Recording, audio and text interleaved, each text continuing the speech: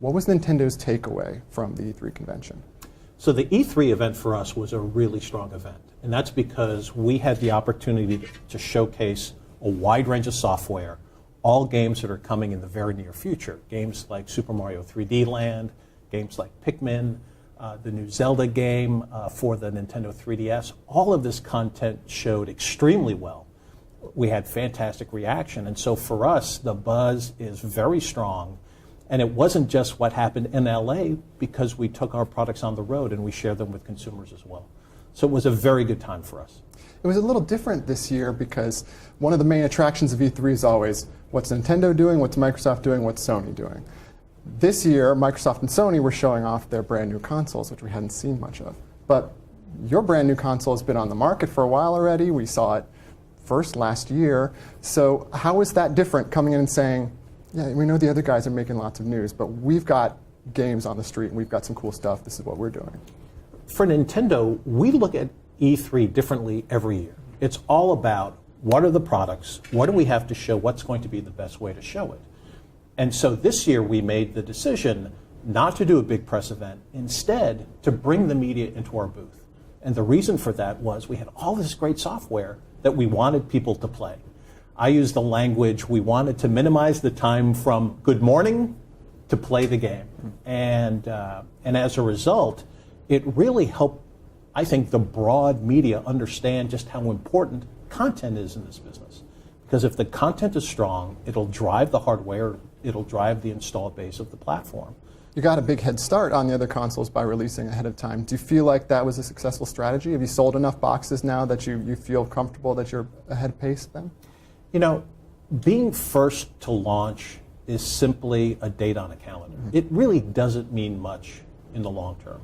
And that's because it all comes down to the consumer being excited about the proposition, the industry seeing new ways to play games, and having the product to really back it up. And so we feel that we had a very strong holiday time frame. We feel very good about this coming holiday with all of the breadth of software that we have. And so for us, we feel that we launched when we had the right proposition, and we're going to continue driving the product forward with the software we have. The other challenge of this situation, though, is so Nintendo launches the Wii U. It's your first high-definition console. It's very high-powered. Now, 6 months to a year later, when your competitors' products come out, specs-wise, they show up a lot faster, a lot more memory. Like when you look at the numbers, they come out far ahead. How big a problem is that of, well, we got out there first, so now our product looks maybe a little dated in comparison?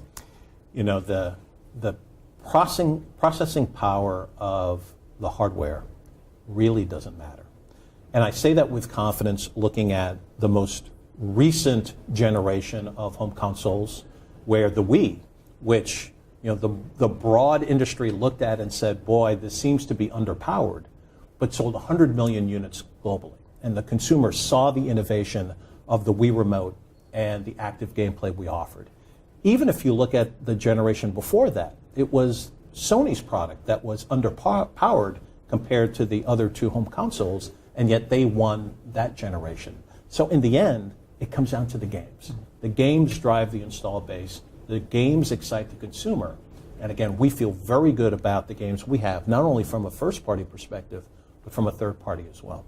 So who is buying the Wii U? The Wii sold hugely, in large part because you really expanded your customer base. There was a lot of families. There's a lot of people who bought their very first game console was the Wii. Who's buying the Wii U? Is that just the hardcore Nintendo fans, the people who've been playing Zelda all their life, or is it new customers? Our expectation is that we will also expand the user base with Wii U. And we're going to do that, again, through the power of the software. In fairness, if you look at the key top-selling software that we've launched to date on Wii U, it's Super Mario Brothers. So it's a more traditional Nintendo fan favorite. So guess what? The user base today is narrowly defined as the Nintendo fan. But as we launch more of our own first-party content, and as more third-party content comes, we'll see that user base expand. And as it does, that's what's going to drive the volume. So we're talking a lot about the Wii U and about this new console generation, but the Wii, which has been a phenomenal seller, isn't going away. It's still staying on the market. So now with two consoles on the market together, how do you approach that from a sales perspective? Are you marketing these two consoles to different groups? Is one the intro console for new gamers, and the other one is once you get into it and you want to upgrade? What we see in this business is that there are always consumers who are what we call late adopters. So these are consumers either with younger kids just getting into that video game playing age, or maybe it's based on economic situation that they're just not able to spend $300 on a system plus $50, $60 each for a game. So these late adopting households are critically important. And for us, we give them some very significant advantages. If you buy a Wii, all of the games on the Wii also play on the Wii U. So you have a natural progression path. And our competitors are not doing that with their new systems. There is no upgradable opportunity, whether it's for the 360 or the PS3. So for us, we think we're providing some very significant advantages to the consumer, that they can play Mario, they can play Zelda, and they've got a ready path to the Wii U. I know you're going on Jimmy Fallon tonight. For what, the 7th time, you said? In the time that you've been at Nintendo, you've seen this industry go from a large, but still kind of niche, a hobby business perhaps, to really being mainstream culture and entertainment, as big or bigger than music and Hollywood, and really thought of a lot of times along the same lines. You're going on Jimmy Fallon. Video game executives didn't used to do that. How has that felt, watching the industry sort of evolve culturally to become, this is just, everybody does it now. It's not a thing that for just a small group of fans. It's interesting. Obviously, we do a lot of research on this industry, and we track consumers' behavior. When I joined Nintendo about 10 years ago, roughly speaking, about 1 out of every 3 consumers were playing video games of one sort or another.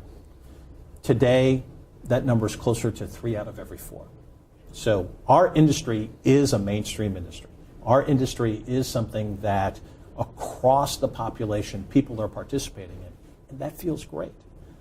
With that, though, comes a responsibility, and it's our industry responsibility to make sure that we're providing that entertainment in ways that are culturally relevant, and make sure that we're empowering the parents to make smart decisions.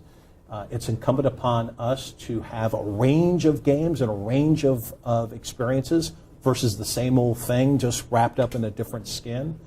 And so, we take that responsibility, at least from a Nintendo perspective, very seriously. We spend a lot of time marketing family-friendly products. We spend a lot of time marketing to girls as well as to boys, a broad range population. And for us, driving the consumer base and having literally everyone be a potential gamer is critically important to our long-term success.